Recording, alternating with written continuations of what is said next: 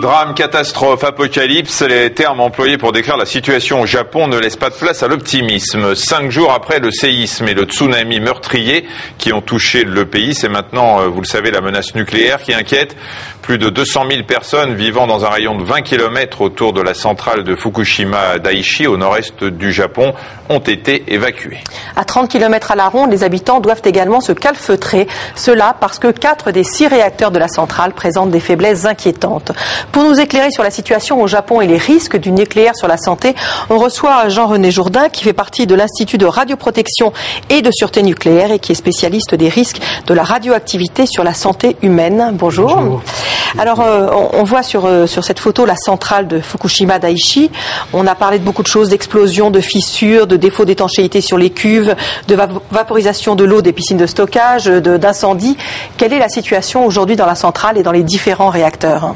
Alors aujourd'hui, la situation dans la centrale évolue à chaque instant qui passe. Aujourd'hui, le réacteur qui nous inquiète le plus, c'est le réacteur numéro 4. Il y a eu des explosions qui ont été observées cette nuit. Vous l'avez dit, il y a des dégagements de vapeur. Ces dégagements de vapeur, ils peuvent être volontaires parce que ça permet de diminuer la pression à l'intérieur du réacteur et d'éviter ce qu'on appelle une rupture du confinement de la cuve du réacteur. Et puis les efforts se concentrent sur le maintien du circuit de refroidissement. Un réacteur, ça chauffe.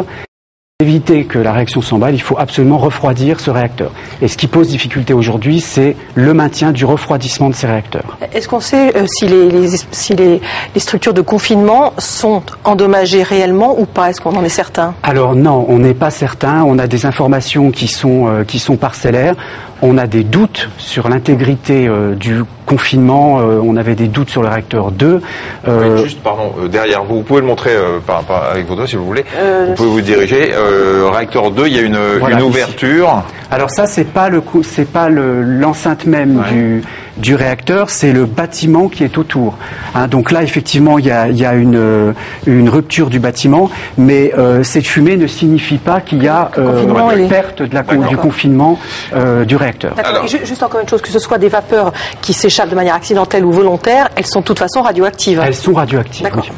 Alors, Marina, hasard de l'histoire, on commémore dans un peu plus d'un mois les 25 ans de Tchernobyl. Il y a certaines similitudes sur la situation actuelle, notamment la présence de ces hommes, une cinquantaine de salariés de la centrale qui sont toujours sur place pour tenter d'éviter le pire. Oui, à Tchernobyl, on les appelait donc les liquidateurs, ces hommes envoyés dans la centrale juste après la catastrophe nucléaire pour arrêter l'incendie et tenter d'assainir le site. Aujourd'hui, on parle plutôt de kamikazes ou de héros, une cinquantaine d'hommes qui risquent leur vie en ce moment même pour tenter de sauver leur pays d'une catastrophe nucléaire. Oui, ils se relaient autant que possible pour essayer de refroidir ces réacteurs, mais comme ils travaillent au plus près des installations, ces hommes sont les plus exposés à la radioactivité et risquent d'être irradiés.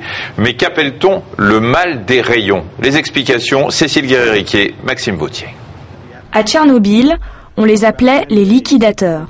Ces employés sont restés sur place après l'accident nucléaire pour tenter de limiter les dégâts. Au Japon, il serait une cinquantaine à travailler sur le site de la centrale et à tenter par tous les moyens de contrôler les réacteurs. Même s'ils portent ce type de combinaison qui les protège des poussières radioactives, ils ne sont pas pour autant à l'abri des radiations.